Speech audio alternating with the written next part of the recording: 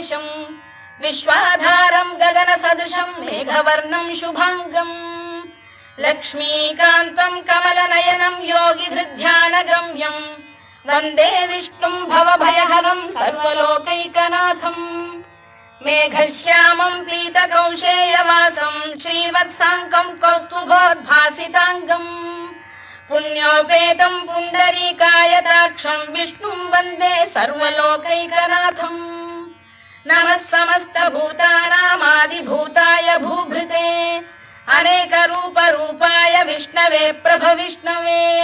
सशङ्खचक्रम् सकिरीटकुण्डलम् सपीतवस्त्रम् सरसीरुहेक्षणम् सहारवक्षस्थलशोभिकौस्तुभम् नमामि विष्णुम् शिरसा चतुर्भुजम्